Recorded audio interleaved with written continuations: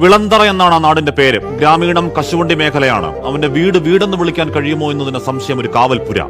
അച്ഛൻ മനോജ് മേശരിപ്പണിക്കും കൂലിപ്പണിക്കുമൊക്കെ പോയി അന്നന്നത്തെ അന്നത്തിന് എന്തെങ്കിലുമൊക്കെ വക കണ്ടെത്തുന്ന ഒരു പാവം പിടിച്ചവനാണ്. അടിസ്ഥാന വർഗം. രണ്ടു മക്കളിൽ മൂത്തവനെ കയ്യിൽ പിടിച്ച സ്കൂളിൽ രാവിലെ കൊണ്ട് വിട്ടതാണ്. പിന്നെ അച്ഛൻ മകനെ കാണുന്നത് മോർച്ചറിയിലാണ്. 8ാം ക്ലാസ്സുകാരൻ, നാടിന് പ്രിയപ്പെട്ടവൻ, മിടുക്കനൊരു കുഞ്ഞ് സ്കൂളിൽ പോയി ഏതോ ഒരു അപകടത്തിലങ്ങ് മരിച്ചു എന്ന് പറഞ്ഞു കളയരുത്. അക്ഷരം തെറ്റാതെ പറയണം. ഈ കഴിവുകെട്ട് ചത്തുപോയ സിസ്റ്റം അവനെ കൊലയ്ക്ക് കൊടുത്തതാണ്. ലജ്ജകെട്ട അനാസ്ഥയുടെ രക്തസാക്ഷിയാണ്. കുട്ടികളുടെ ജീവന് 10 പൈസയുടെ വില കൊടുക്കാതിരിക്കൽ ഇത്രമാത്രം അനാസ്ഥ മനുഷ്യസാധ്യമാണോ എന്ന സംശയം തോന്നിക്കുന്ന രീതിയിൽ ഒരു കൊലമരം കണക്കിയ ദൃശ്യങ്ങൾ കാണുന്നുണ്ട് പ്രേക്ഷകർ.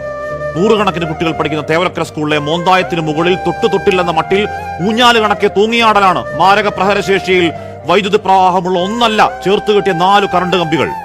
രാവിലത്തെ കളിക്കിടെ ആ നാശം പിടിച്ച തകരഷീറ്റിന്റെ മുകളിലേക്ക് തെറിച്ചുപോയ കൂട്ടുകാരന്റെ ചെരുപ്പെടുക്കാൻ കയറിയതാണ് ചുറുചുറുക്കുള്ള ആ മിടുക്കൻ. കാല് തന്നെയ വൈദ്യുത ലൈന് മുകളിലേക്ക് കമിഴ്ന്നു കിടക്കുന്ന ആ കുരുന്നിന്റെ ദൃശ്യങ്ങൾ ഒരിക്കൽ കൂടിയൊന്ന് കാണാവതല്ല. CPM നിയന്ത്രണത്തിലുള്ള ഭരണസമിതിയും അപകടാവസ്ഥ അറിഞ്ഞിട്ടും പിത്തം പിടിച്ച കണക്കൊന്നും ചെയ്യാതിരുന്ന KSEBയും ചേർന്ന കുരുന്നിനെ കൊലയ്ക്കു കൊടുത്തതാണ്. കാരണക്കാരെ കഴുത്തിന് പിടിച്ച് പുറത്താക്കാൻ അമാന്തമുണ്ടായാൽ തെരുവിൽ പ്രതിഷേധം ഇരമ്പുന്നില്ലെങ്കിൽ നമ്മളൊക്കെ മനുഷ്യരാണോ?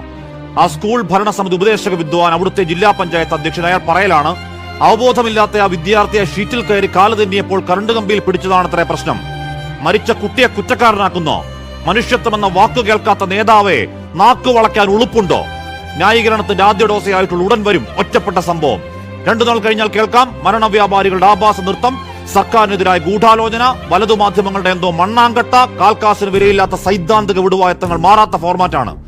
രാവിലെ തന്നെ കേട്ട ആ വാർത്ത, കാണുന്ന ദൃശ്യങ്ങൾ, ആ പാവം പിതാവിന്റെ പുത്രദുഃഖം, വേണ്ടപ്പെട്ട ഒരു കുട്ടിയെന്ന മട്ടിൽ ഹൃദയം അങ്ങ് വേദനിക്കലാണ്. പ്രിയപ്പെട്ട കുഞ്ഞെ, സുഖമായി ഉറങ്ങണം. നിനക്ക് സ്നേഹങ്ങൾ, ആദരങ്ങൾ, നെറുകയിൽ അന്ത്യചുംബനങ്ങൾ.